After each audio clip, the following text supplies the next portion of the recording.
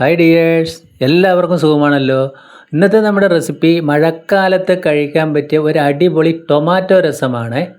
Video ഇഷ്ടപ്പെട്ട് കഴിഞ്ഞാൽ ഒന്ന് ലൈക്ക് ചെയ്യണേ. പിന്നെ ആദ്യമായിട്ട് കാണുന്ന കൂട്ടുകാരൊന്ന് സബ്സ്ക്രൈബ് ചെയ്യുക. കൂടെ തന്നെ ബെല്ലൈക്കൺ അമർത്തി ഓൾ എന്ന ഓപ്ഷൻ കൂടി കൊടുക്കണേ. അതിനായിട്ട് ഒരു 3 പഴുത്ത തക്കാളി ഞാനിവിടെ എടുത്തിട്ടുണ്ട്. നന്നായി പഴുത്ത തക്കാളി തന്നെ എടുക്കുക. ഇനി അതിലേക്ക് വേണ്ടത് ഒരു 6 വെള്ളുള്ളിയും 5 ചുവന്നുള്ളിയും 4 വറ്റൽമുളകും 1 സ്പൂണ് മല്ലിയും 1/4 സ്പൂണ് ചെറിയ ജീരകവും 1 സ്പൂണ് കുരുമുളക്, ഒരു 3 ചെറിയ കഷ്ണം കായത്തിൻ്റെ കട്ട. ഒരു ചീനിച്ചട്ടി അടുപ്പത്ത് വെച്ചു ലോ ഫ്ലെയിമിലിടുക. ഒരു 3/4 സ്പൂൺ വെളിച്ചെണ്ണ ഒഴിച്ചു കൊടുക്കുക. എണ്ണ ചൂടായി വരുന്ന സമയത്ത് നമ്മൾ ആദ്യം ആ കായത്തിൻ്റെ കട്ട ഒന്ന് നന്നായിട്ടൊന്ന് മൊരിയിച്ചെടുക്കണം. അപ്പോൾ ഇത് ലോ ഫ്ലെയിമിൽ തന്നെ ഇട്ട് ചെയ്താൽ മതി. അതൊന്ന് മൊരിഞ്ഞ് വരുമ്പോൾ നമ്മൾക്ക് മുളക്, കുരുമുളക്, മല്ലി അതുകൂടി ചേർത്ത് ആ എണ്ണയിലൊന്ന് മൊരിയിച്ചെടുക്കുക. ഇനി അതിലേക്ക് ചുവന്നുള്ളിയും വെള്ളുള്ളിയും ചേർത്ത് കൊടുക്കാം. അതുകൂടി ചേർത്ത് ഒന്നുകൂടി ഒന്ന് മിക്സ് ചെയ്യുക. അതൊന്ന് ഏകദേശമൊക്കെ ഒന്ന് എല്ലാം കൂടി മൊരിഞ്ഞ് വരുന്ന സമയത്ത് ലാസ്റ്റായിട്ട് നമ്മൾക്ക് ആ ചെറിയ ജീരകം ചേർത്ത് കൊടുക്കാം. ചെറിയ ജീരകം ചേർത്ത് അധിക സമയം നമ്മൾക്ക് മൊരിയിക്കേണ്ട. ഒരുവിധം ഒരു അരമിനിറ്റ് ഇതൊന്ന് ഇളക്കി ഒരുവിധം ഒന്ന് സെറ്റായി വരും. ഈ സമയത്ത് അതിൻ്റെ ഫ്ലെയിം ഓഫ് ആക്കിയിട്ട് ഞാനത് കോരി വേറെ പാത്രത്തിലേക്ക് മാറ്റി കൊടുത്തു. ആ എണ്ണ അടക്കത നമ്മൾ അതിലേക്ക് കോരി മാറ്റി കൊടുത്തിട്ടുണ്ട്.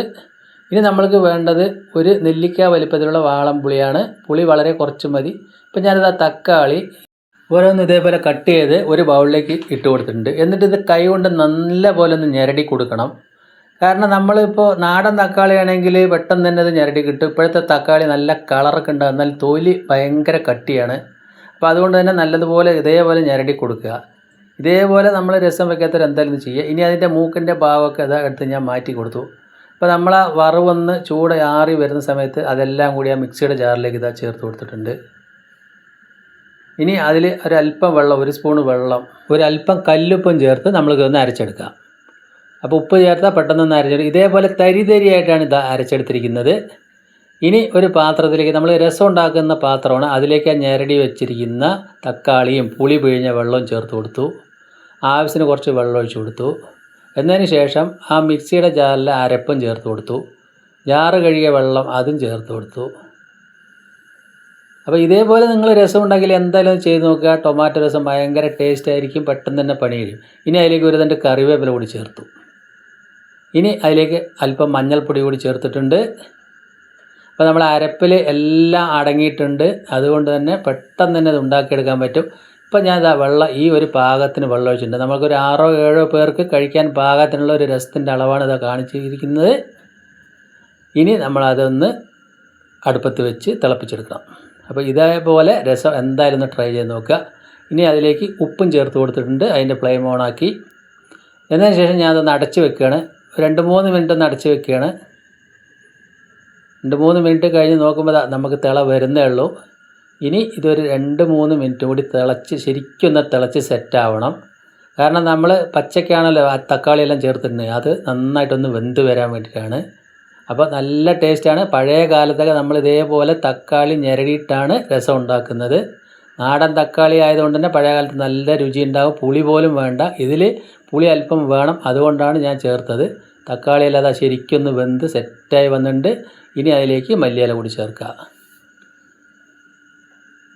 അപ്പോൾ അടിപൊളി രസം ഇതവിടെ സെറ്റായി വന്നു. ഞാൻ അതിൻ്റെ ഫ്ലെയിം ഓഫാക്കി.